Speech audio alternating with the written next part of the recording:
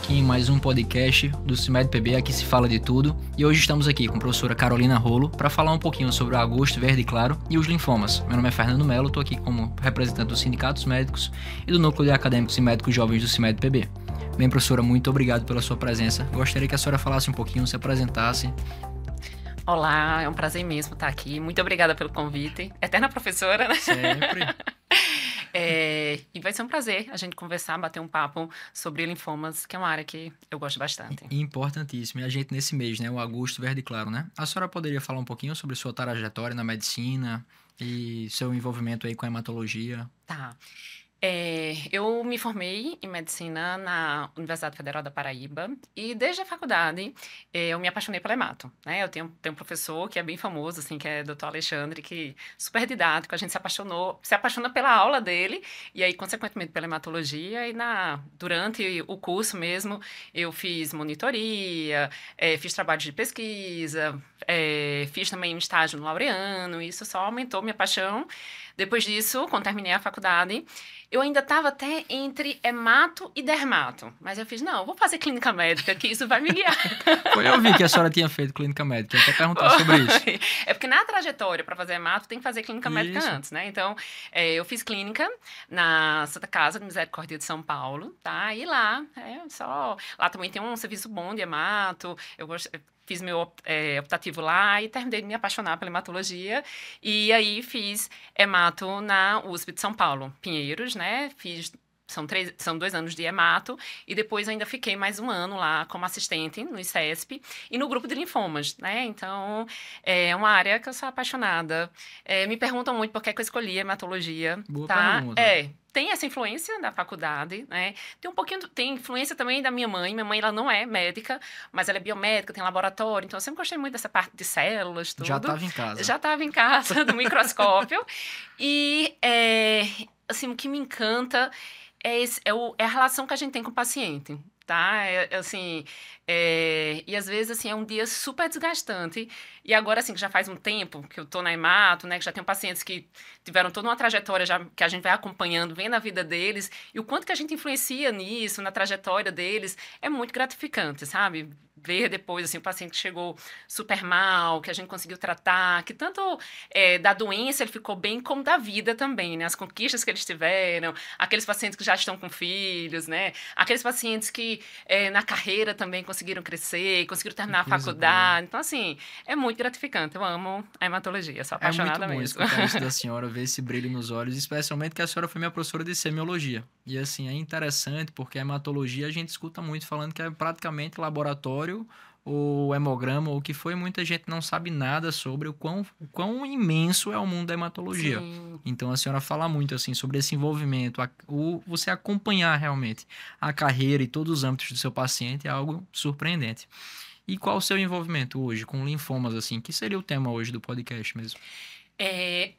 Eu sempre estudei muito linfomas e, assim, eu trabalho tanto no SUS como privado, mas no SUS eu foco muito mais, assim, o meu trabalho é com oncohematologia, né? Sim. Então, eu tenho muitos pacientes com linfoma, trabalho com eles e tenho envolvimento pessoal também, né?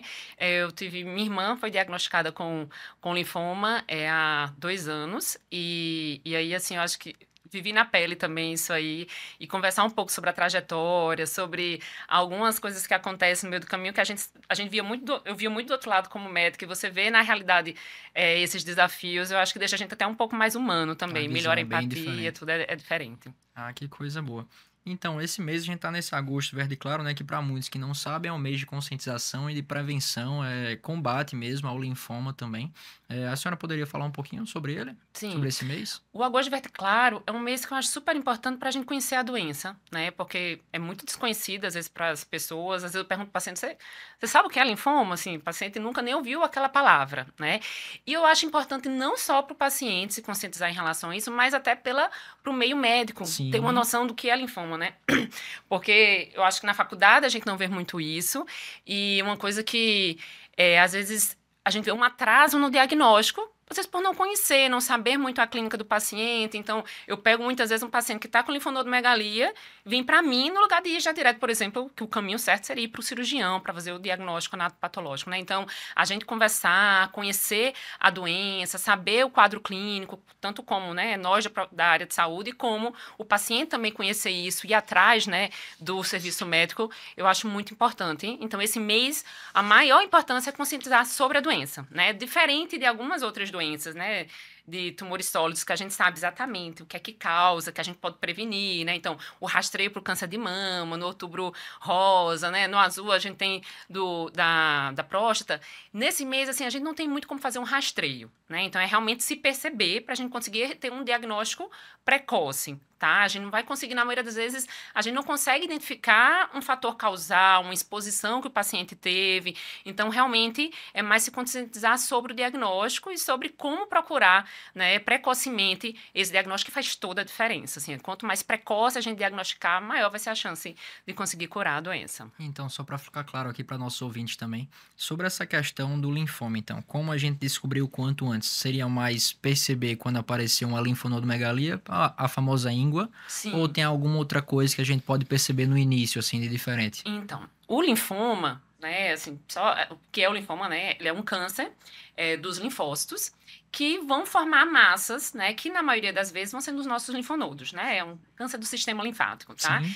E aí, assim, como ele vai causar, na maioria das vezes, linfonodomegalia, vai ser a forma mais fácil de a gente diagnosticar, tá? Então, quando ele está em estadiamento localizado, na maioria das vezes o paciente não vai ter outros sintomas, vai ser só o linfonodo aumentado. Então, quando é um linfonodo perceptível, é até mais fácil e mais rápido diagnosticar, né? Então, aquele paciente que teve a linfonodomegalia cervical, axilar, é muito, assim, fácil, né? Mas ainda às vezes, é muito demorado, porque às vezes fico, vou fazer um antibiótico, vou... Acha que é fazem amidalite, coisas, um Então, a gente furúnculo. tem que saber, né, como médicos, diferenciar o que é uma linfonodomegalia reacional e o que é uma linfonodo... Também não é para a gente biopsiar todo linfonodo, Sim. né? Então, quando é que a gente vai pensar em reacional? Reacional, normalmente, vai ser aquele linfonodo que é móvel, elástico, doloroso, né? Quando tem dor, o paciente chega... Dói. E assim, ele associa muito dor ao câncer, mas na verdade, Sim. quando dói, a gente já começa a pensar mais em algo reacional, tá? E normalmente um linfonodo reacional, ele não vai crescer muito, né? Ele não vai ser perceptível.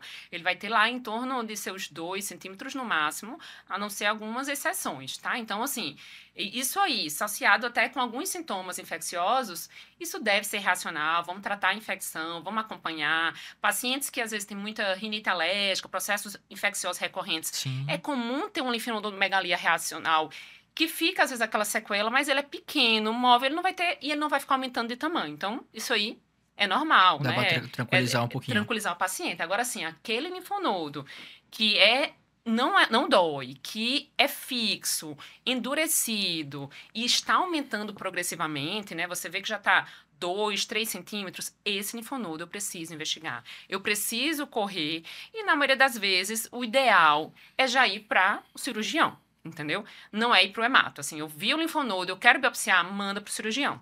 E um recado também para os cirurgiões, que assim, a maioria já sabe, a gente não faz PAF, né? Assim, linfonodo... Se eu estou pensando em linfoma, o certo é realmente fazer uma biópsia, se possível, excisional, né? Tirar Certo. o linfonodo todo, ou incisional, tá? PAF, jamais. Por que eu não faço PAF? Tem alguns linfomas que a célula, por exemplo, linfoma de Hodgkin, a gente quase não consegue ver a célula realmente de Reuter-Sternberg, que é a célula que está relacionada ao linfoma. Ele tem um painel inflamatório importante, então às vezes eu funciono ali, bem só célula inflamatória. Né? Então, eu estou retardando o diagnóstico do paciente, eu estou atrasando a vida dele. Então, o certo é realmente fazer uma biópsia para a gente fazer o anátomo patológico, estudar aquela arquitetura, que a arquitetura é super importante também para a gente conseguir, né, delimitar Perfeito. o subtipo, tá? Em alguns casos, é difícil fazer uma biópsia excisional ou até incisional, né? Um paciente com a massa mediastinal que está lá abraçando vasos importantes, né? Ou então a massa retroperitoneal. Nessas situações, a gente pode fazer uma core biopsy, né? Que seria uma biópsia de agulha grossa, tá? E a gente Que aí já pega um consegue... pouco mais. a gente consegue estudar um pouco melhor a arquitetura e, na maioria das vezes, a gente consegue dar o diagnóstico, tá? Mas PAF não. Então vamos lá, qual seria o passo a passo hoje? Se a gente pegasse vamos dizer, no dia a dia mesmo, na atenção básica, por exemplo, você pegou um paciente com linfonodomegalia, com a famosa íngua, e você viu que não é reacional ou está suspeitando de alguma outra coisa, o primeiro passo não seria encaminhar então para o hemato, que talvez a maioria das vezes seja o que aconteça, é encaminhar primeiro para um cirurgião. Cirurgião, né? Então é no pescoço, encaminha para a cabeça e pescoço, e até assim, um linfonodo, um cirurgião geral, consegue normalmente biopsiar, né? E aí, dessa biópsia, ir para o anátomo patológico, né? E assim, o laboratório também é importante. A gente sabe, assim, no SUS a gente tem retardos no diagnóstico, porque às vezes consegue biopsiar, mas demora 2 meses para sair uma biópsia, né? Imagino. Isso também é algo que retarda e pode influenciar no prognóstico do paciente, né? Então, correr, né, de uma biópsia mais rápida e diagnóstico de linfoma, a gente não consegue só com anátomo patológico. Normalmente vai precisar do anátomo, que vai dar a suspeita que é um linfoma, mas para a gente conseguir saber o subtipo, precisa fazer a imunistoquímica também, entendeu? Perfeito. A senhora falou também de laboratório. E aí vem para mim depois. Com certeza, tem que chegar, tem que chegar. A senhora falou sobre essa questão do laboratório. Fora a questão envolvendo em si o linfonodo, o que é que a senhora sugeriria, assim, de exames para estar fazendo? Laboratorialmente, a gente pode fazer um hemograma, tá? E na maioria das vezes, principalmente se for localizado, a gente não vai ter alteração nenhuma no hemograma. Tem alguns linfomas indolentes que eles têm maior frequência de leucemizar. Então, pode ser que eu veja um aumento dos linfócitos no sangue periférico, e aí, às vezes, eu consigo ter até o diagnóstico pelo sangue, entendeu? Então, um caso que é bem frequente isso acontecer é o linfoma linfocítico, que é a mesma coisa de leucemia linfocítica crônica. Então, se eu fizer o hemograma e tiver uma linfocitose, com a imunofenotipase de sangue periférico, eu vou conseguir dar o diagnóstico, eu não vou precisar fazer uma biópsia, né? Então, hemograma é importante. Alguns marcadores que podem me mostrar a agressividade da doença. Então, o DHL, a desidrogenase lática, linfomas agressivos, eles podem aumentar o DHL, né? Então, pode aumentar o ácido úrico por causa da lise tumoral. No Hodgkin, que como é uma doença muito inflamatória, a gente vai ter um aumento das provas inflamatórias, então pode ter um aumento do VHS, do PCR, vale a pena pedir também. E nos indolentes, a gente pode ter um aumento da beta-2 microglobulina, entendeu? E também, eu normalmente recomendo fazer um perfil a partir de sorologias, né, virais, entendeu? HIV, hepatite, citomegalovírus, Epstein-Barr, que assim, eu já peguei algumas situações que todo mundo tinha certeza que era linfoma e não era uma mononucleose infecciosa, né? Tinha esplenomegalia, tinha linfonodos que era até um pouco maior de tamanho, mas o Epstein-Barr, ele pode causar isso, fazer isso, né? Então, é importante também avaliar, descartar essas causas infecciosas, entendeu? Excelente, excelente. Me diga uma coisa, professora, a senhora comentou muito sobre essa questão da leucemia agora há pouco e do linfoma. Tem alguma relação entre os dois? Algumas pessoas acham que é a mesma coisa ou que tem relação, um é subtipo do outro, talvez? Então, elas podem ser completamente diferentes, mas tem algumas situações que elas podem ser parecidas, né? O que é que acontece? A leucemia é o câncer do sangue que está na medula óssea e pode ir para o sangue periférico, certo? Então, a gente tem as leucemias agudas e as leucemias crônicas, nas agudas, mieloide aguda, linfoblástica aguda. A gente poderia falar o dia todinho aqui. E os linfomas, ele é o câncer que forma a massa, é como se fosse o câncer sólido da hematologia, né? Certo. A gente vai ter uma linfonodomegalia, a gente pode ter uma massa mediastinal, uma massa abdominal, e aí a leucemia aguda, por exemplo, a leucemia linfoblástica aguda, ela pode fazer um linfoma linfoblástico, tá? Certo. Então, se eu fizer uma biópsia daquele linfonodo, daquele paciente com LLA, o anátomo patológico vai vir linfoma linfoblástico. Como é que eu diferencio os dois? Os dois podem ser a mesma coisa, mas assim, se já estiver no sangue ou na medula óssea, a gente vai chamar aquilo ali de leucemia linfoblástica aguda, entendeu? Mas o anátomo patológico da biópsia vai vir linfoma linfoblástico. A mesma coisa da leucemia linfocítica crônica, né? Se eu biopsio um linfonodo, vai vir linfoma linfocítico. Mas se já estiver no sangue, infiltrando a medula óssea, é uma leucemia linfocítica crônica. E a gente vai tratar normalmente, a LLC, linfoma linfocítico, é igual. Tá? A LLA e o linfoma linfoblástico, eles podem ter diferença, porque se não tiver infiltração medular, não tiver ainda na forma de leucemia, em algumas situações isso pode ser melhor, entendeu? Certo. O prognóstico. Tá? Perfeito. Me diga uma coisa. E quais seriam os principais sintomas, fora essa questão da linfonodomegalia, que a gente teria na maioria dos casos? Já as pessoas falam muito de sintomas tipo B, por exemplo, alguma coisa assim desse tipo? Tá, uma coisa que é importante em relação ao linfonodomegalia, às vezes o linfonodo ele não é perceptível, né? Então, o que é que acontece? No Hodgkin é muito comum ter massa mediastinal, tá? E aí, vai ser situações que a gente já vai diagnosticar com uma massa muito grande, porque uma massa mediastinal só vai me dar sintoma quando eu começo a ter alguma compressão, né? Então, o paciente pode ter tosse, falta de ar, Inespecíficos mesmo, assim. inespecífico. Aí, quando faz a tomografia, acha lá uma massa mediastinal, entendeu? Uma dor, né, torácica por causa de alguma compressão, né, dispneia também, tudo relacionado, né, à massa mediastinal, entendeu? E a massa pode Certo. causar sintomas. Quando o linfoma, na maioria das vezes, ele está mais avançado, aí ele pode causar os sintomas B, né, que é febre, sudorese noturna. Atenção a essa sudorese, porque assim, no sertão, a pessoa sua o dia inteiro, né? Se você pergunta só se sua à noite, ele vai dizer que sua à noite também. Então, a gente tem que conseguir caracterizar, diferenciar um pouco isso, porque assim, é uma sudorese que eu no ar-condicionado suo, entendeu? Eu acordo com o meu lençol molhado, mesmo estando no frio, né? E no final do dia, porque ela tem muita relação com a febre vespertina, né? Eu tive febre e suei depois, tá? E perda de peso, né? São os 3 sintomas que a gente caracteriza como sintomas B. Além disso, né, linfoma de Hodgkin, alguns outros tipos de linfoma não Hodgkin, é muito comum apresentar também prurido, tá? Já peguei pacientes que, assim, não tinha quase nada de linfonodomegalia e estavam numa investigação, estava já toda escoriada, assim, investigando o prurido, e aí depois, né, quando foram ver, tinha uma massa mediastinal, biopsiou, era o linfoma que estava causando esses sintomas, né?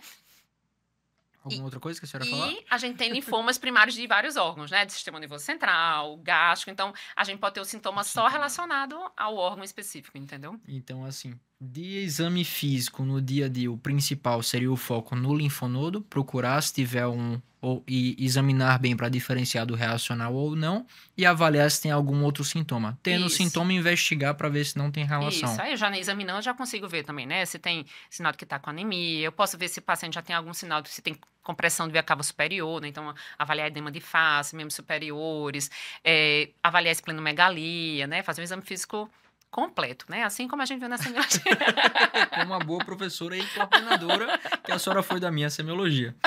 Mas me diga uma coisa, a senhora comentou de vez em quando, deu umas pinceladas aí de vários subtipos dos linfomas. E aí acaba que é realmente um mundo, quase uma síndrome, realmente. Então, assim, um diagnóstico sindrômico.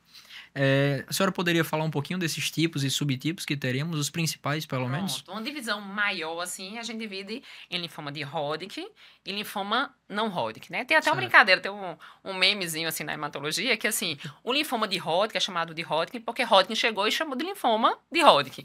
Todos os outros linfomas são não Hodgkin, entendeu? Porque, assim, os não Hodgkin a gente tem mais de 40 subtipos diferentes, entendeu?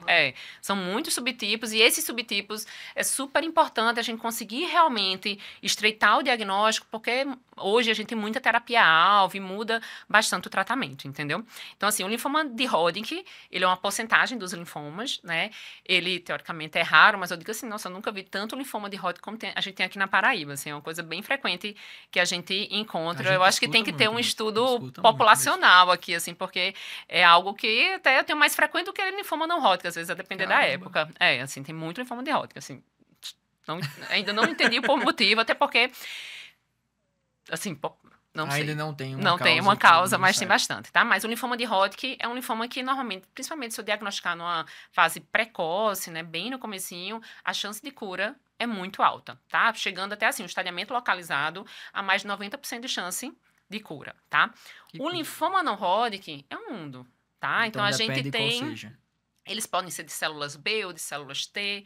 Esses podem ser agressivos ou indolentes, tá? Então, os agressivos, normalmente, que os mais comuns são o de Burkitt, o difuso de grandes células B. São linfomas, normalmente, também que têm grandes chances de a gente curar a doença, principalmente se descobrir no estadiamento localizado, né? E aí, normalmente, são tratamentos agressivos, certo? Os linfomas indolentes são linfomas que, muitas vezes, é uma história bem arrastada e, muitas vezes, a gente não vai precisar tratar o diagnóstico. Certo. Porque são linfomas, normalmente, que, na maioria das vezes, não... Principalmente se estiver já no estadiamento avançado, não tem cura, mas, muitas vezes, o paciente nunca vai ter sintomas relacionados a ele. Um exemplo disso é o linfocítico, da leucemia linfocítica crônica. Certo. Então, assim... 1/3 dos pacientes nunca vão precisar ser tratados, tá? nunca vão ter nada relacionado. Porque nunca vão ter nada, não vão ter sintopenias, não vai ter nenhuma massa grande causando a concompressão e ele vai levar uma vida completamente normal, morrer de outra coisa, entendeu? Quando eles causam sintomas, a gente tem tratamentos, né, que normalmente tem, aí assim, a depender do subtipo, vai Varia influenciar muito qual é o tratamento que a gente vai fazer, tá? E tem linfomas que são super, assim, indolentes que a gente trata até com antibiótico, né? Assim, o da zona marginal, o malte de Sim. estômago, né, que está relacionado ao H. pylori, a gente vai tratar com o tratamento do H. pylori, o paciente tem chance de curar do linfoma com isso. Então, assim, é um Perfeito. mundo, tá? Até aquelas situações que a gente vai precisar fazer químio, transplante, CAR-T, então, são muitas possibilidades aí. E Maravilhoso. realmente esse subtipo, e é uma coisa que eu brigo muito com a patologia, que às vezes liberam assim, linfoma não-Hodgkin células B. Não, vamos atrás, aprofunda isso aí, porque assim, o subtipo pra gente é muito importante. Então a senhora falou bem desse subtipo. Então hoje realmente é o que é que a gente teria de mais avançado? Seria realmente essa terapia-alvo ou seria o quê? Depende do subtipo, né? Então, normalmente, na maioria das vezes, a gente vai combinar uma imunoterapia, que seria, assim, o linfoma mais comum é o de células B, né? Então, vai ser um rituximab, normalmente combinado à quimioterapia, tá? Na grande Certo. maioria das vezes. Tanto para o agressivo, como para a maioria dos indolentes, né? Mas, assim, falando de leucemia linfocítica crônica, por exemplo, e o linfoma linfocítico, a gente já tem terapias-alvo que não usa mais quimioterapia, né? Então, quando o paciente tem acesso também, porque depende muito disso, faz diferença, às vezes alguns subtipos, se você tem acesso ou não ao tratamento, a gente já consegue fazer um tratamento completamente livre disso, entendeu? Entendo. Mas na grande maioria das vezes vai ser químio com imunoterapia.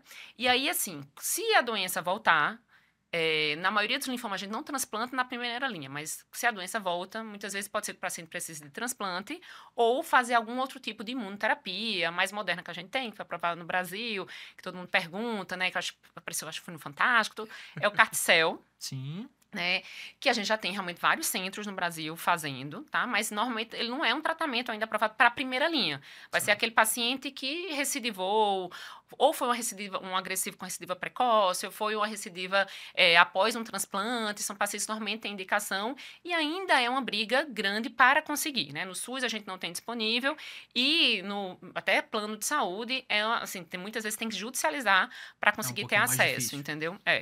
Entendi. A senhora falou agora de acesso. No SUS, o que é que a gente teria realmente? Eu já vi que a cara da senhora foi um pouquinho diferente. Qual seria o passo a passo, eu digo assim, de referência hoje aqui, seja de uma pessoa no estado da Paraíba, para a gente seguir nessa investigação? A partir do momento que eu pensei lá na atenção básica, lá na unidade de saúde. A gente falou do cirurgião, mas a partir daí. O cirurgião fez a biópsia, e assim, a biópsia, o anátomo patológico, imunistoquímica, a gente tem tudo pelo SUS, certo? Daí, tem que encaminhar normalmente para um serviço de oncohematologia. O que a gente tem disponível na Paraíba atualmente, realmente tratando oncohemato, é o São Vicente, que é onde eu atendo, o Hospital São Vicente de Paulo, tem Certo. o Hospital Laureano, e em Campina Grande tem a FAP, Certo. tá? Então, são os 3 serviços que tratam oncohemato. Mas linfomas mais agressivos, que precisam de internação, ou até leucemias agudas, só realmente o São Vicente e o Laureano que faz o tratamento, entendeu?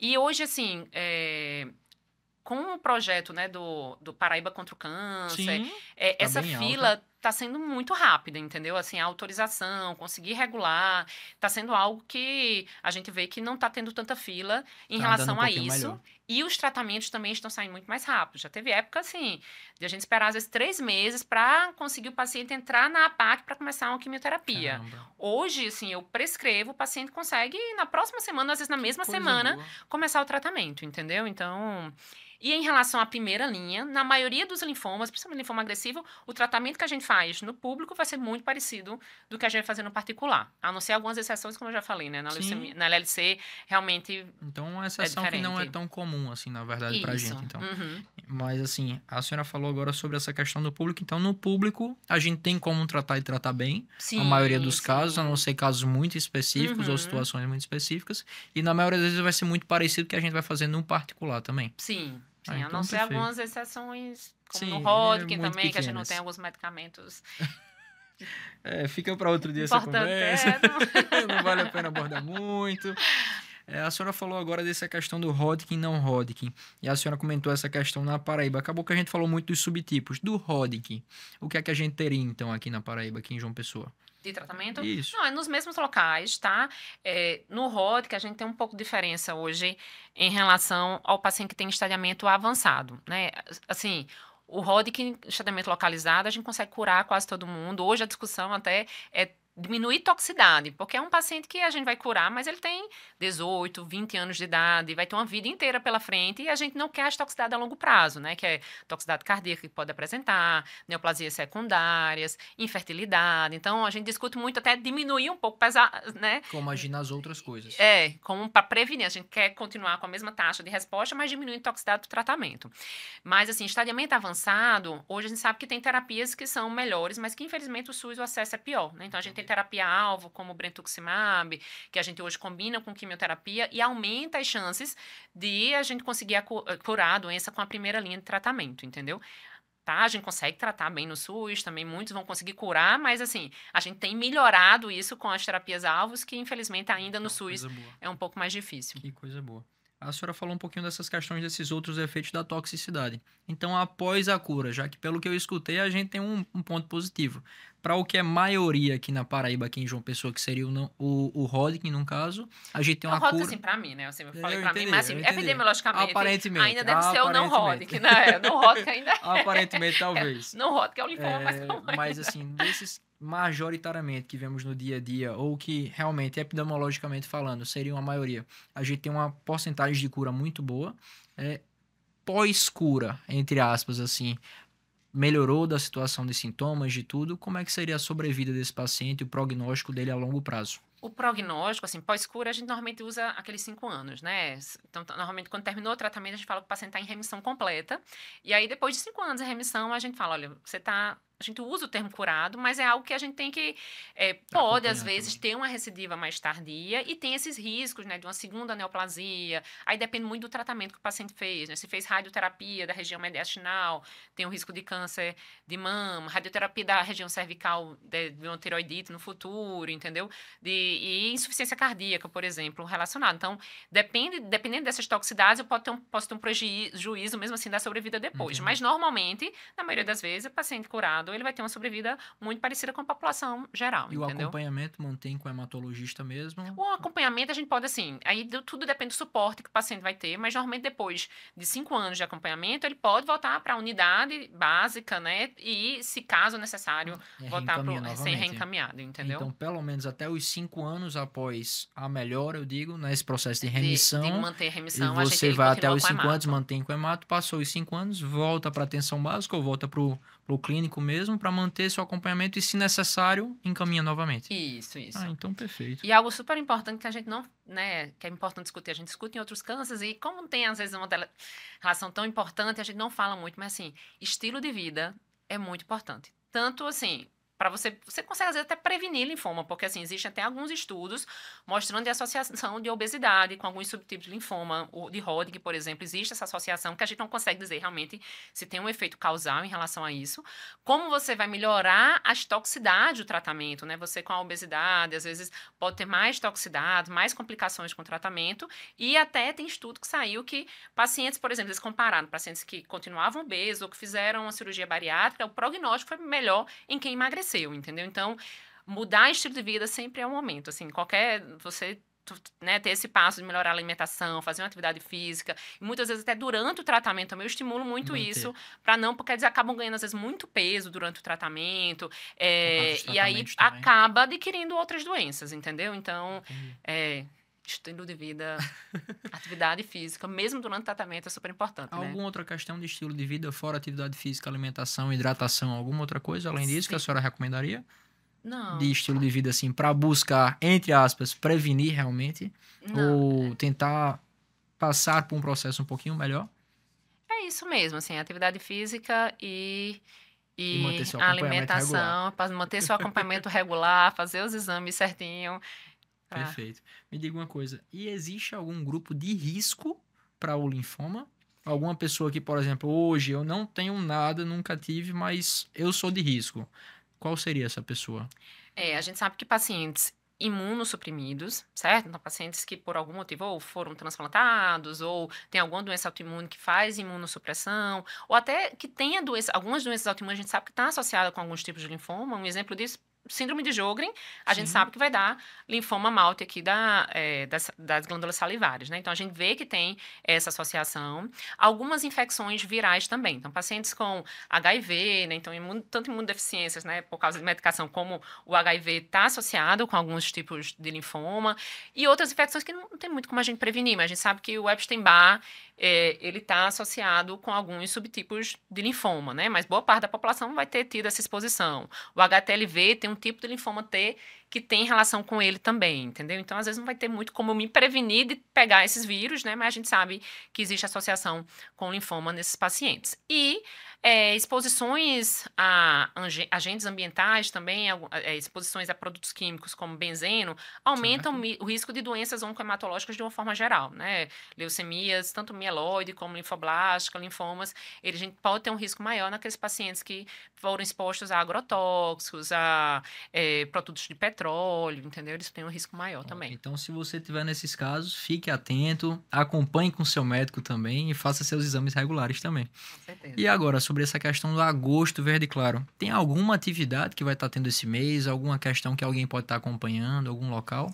Assim, o pessoal tem um Instagram, que é o Instagram da Abrale, que aí isso é nacional, na verdade. Eles estão com várias campanhas Que é a relacionadas... Associação Brasileira de Linfomas, De linfoma, de leucemias... Leucemias Peraí, Abrale. Eu acho Agora... que eu tava vendo ela esses dias também. É de leucemia. Acho que é de leucemia, mas assim, eles na verdade, eles abraçam todos os pacientes com doenças oncohematológicas e até algumas doenças hematológicas raras também, entendeu? E eles estão fazendo várias campanhas, é bem legal seguir o Instagram deles também em relação a isso, entendeu? Alguma coisa aqui na Paraíba Na Paraíba, por enquanto mais não. a nível nacional, É mais a nível virtual, nacional essas mesmo, questões? Uhum. Perfeito. Alguma coisa que está sendo pauteada, realmente assim, pautada nesse mês assim, que você deve buscar, deve participar, você está mais atento a alguma coisa? Infelizmente, aqui não. E para aquela pessoa que nunca pensou sobre ou nunca foi no médico, o que é que ela deveria fazer hoje? Essa pessoa, né? Isso depende muitas vezes da idade também, mas é muito importante você procurar um médico generalista. Infelizmente, a medicina do Brasil ela é muito especializada, né? Mas o certo é a gente começar por um médico generalista, fazer seus exames de rotina, né? E caso sinta algum desses, né, sintomas, tô com uma massa no pescoço, né? Tô perdendo peso, tô com febre, tô com suores à noite, é muito importante procurar mais rápido, agilizar realmente uma consulta médica, que isso pode ser com um médico generalista ou até com um hematologista mesmo, né? Porque às vezes ele ainda não sabe se você tiver acesso, se tiver acesso, né? Mas procurar realmente um serviço para iniciar essa investigação, fazer exame, ser examinado e aí avaliar se pode ser isso ou também pode ser outras possibilidades, né? Pode ser uma tuberculose, pode ser outras doenças que também vão causar linfonodomegalias, né? Mas é importante procurar um médico. E para você que tem acesso na hematologia, assim, para um hematologista é mais fácil, seja por um plano de saúde ou que você realmente tem acesso por algum outro meio. Em qual momento você poderia ir no hematologista? Eu digo em outras situações outras. Em qualquer caso e sempre você buscar passar no hematologista ou como é que seria? Tá, assim, a gente é uma especialidade específica para tratar doenças específicas, né? Assim, a gente é clínico, mas o ideal mesmo é você procurar um clínico geral se você não estiver sentindo nada, né? Mas normalmente nós, hematologistas, a gente vai tratar tanto cânceres, né? Como linfoma, leucemia, mieloma e algumas outras doenças raras aí da oncohematologia, como a gente trata doenças benignas, né? Então, anemia. Então, se você tem uma anemia que não sabe o motivo, que não conseguiram ainda investigar, não estão sabendo tratar, é importante procurar o hemato, tá? Para investigar isso. Ou alguma outra alteração no hemograma, nos leucócitos, nas plaquetas, né? A gente também acompanha pacientes com alterações, né, da coagulação, então sangramentos recorrentes, trombose recorrente, isso também a gente participa nesse processo de investigação, né? Então a gente abrange vários... Bastante coisa, bastante coisa. E para aqueles acadêmicos de medicina, já que hoje, eu falei um pouquinho no começo, mas acabei não explicando para a senhora. Nós no sindicato temos um núcleo de acadêmicos e médicos jovens, do sindicato dos médicos. Legal. Com o envolvimento do acadêmico desde a partir do seu segundo período, pode estar participando, é só você se inscrever, não tem taxa, não tem nada do tipo, pelo contrário, para trazer esse acadêmico para a realidade das entidades médicas, para o sindicato, participar de atividades e também o envolvimento com os médicos jovens, que já esses são associados ao sindicato e vão estar juntos com os acadêmicos realizando atividades. Esse ano vamos estar tendo 2 grandes eventos em outubro aqui, um congresso nacional e uma conferência internacional aqui em João Pessoa, em outubro, e aí com grande envolvimento deles. E aí, sobre essa questão para os acadêmicos, teria alguma referência para eles estarem estudando? O que é que a senhora indicaria para eles saberem mais sobre linfomas? Tá, assim, linfoma é algo muito específico, né? Então, se for estudar linfoma, linfoma mesmo, né? Num livro de hematologia. Sim. Nada assim, hoje a gente nem olha mais o livro, porque o livro já está desatualizado do que a gente tem, né? A gente vai se atualizar normalmente com artigo científico, né? Nossa revista de referência é a Blood, e a gente tem vários também atualizações no New England e no Lancet, né? Tem muita coisa de hemato muito boa neles, tá? Mas pro básico, normalmente a gente tem alguns livros básicos de hemato, assim, tem o Hofbränd, o básico, né? Que é o curso básico do Hofbränd, que é muito bom e ele é bem didático, né? Ele é fluido, tá? E uma coisa que é muito importante é saber hemograma, né? Então, a gente estava até comentando um pouquinho antes, né? Então, um livro que eu acho muito bom de hemograma é o Renato Failassi, assim, ele também já fala... vou anotar também. Renato Failassi, e assim, para saber o básico de hemato, o Hofbränd, eu acho que ele então, esse você básico que é do acadêmico, é bom. você que é médico jovem, não deixe de conferir essas referências também e os artigos científicos também. São muito bons, assim. Então, New England, eu sou apaixonada pelo New England, assim, o material deles, né? Eu vi que a senhora deu bastante sorriso aí e brilhou os olhos. A gente já está caminhando para o final desse podcast. A senhora gostaria de deixar alguma mensagem para os nossos ouvintes, para os médicos, para os acadêmicos, para o público de forma geral que esteja nos escutando? Primeiro dizer que foi um prazer, tá? Um orgulho imenso ver meu aluno exemplar aqui apresentando. Vamos devagar. Sempre foi, né, exemplar, então não tinha dúvidas que você ia ser destaque mesmo. Muito obrigado, professor. E assim, o recado é ter atenção, né? Você como paciente, ter atenção ao seu corpo, tá? Se cuidar, independente se você está sentindo algum sintoma ou não, mas né, cuidar da sua alimentação, de fazer uma atividade física, fazer uma coisa de lazer para sua cabeça, é super importante, tá? Ter também redes de apoio, né? Manter seus relacionamentos, é uma coisa que a gente vê como faz diferença também quando você adoece, tá? Ter uma boa rede de apoio. Então, se você se relaciona bem com as pessoas, vai ser mais fácil também quando você adoece, você ter as pessoas ao seu redor, tá? E nesse processo de câncer, então, isso é super importante. E, né, para os médicos, tá? Linfoma, a gente diagnóstico por biópsia, tá? Então, por favor, quando você estiver suspeitando... De preferência excisional, tá? Então, perfeito. Muito obrigado, professora, mais uma vez pela sua presença, por todo esse bate-papo riquíssimo sobre linfomas. Até pincelamos um pouquinho sobre leucemias e a oncohematologia de forma geral. E assim, foi um grande prazer tê-la aqui, um prazer maior ainda por a senhora ter sido minha professora e coordenadora também de semiologia, que foi professora de semio e de hemato. Muito obrigado mais uma vez, muito obrigado a todos que estão participando e escutando. Esse aqui é o podcast do CIMED PB, aqui se fala de tudo. Não deixe de conferir as redes sociais do Sindicato dos Médicos do Estado da Paraíba e do Núcleo de Acadêmicos e Médicos Jovens, o NANGE. Acompanhe também o nosso YouTube e continue acompanhando os próximos vídeos. Muito obrigado mais uma vez.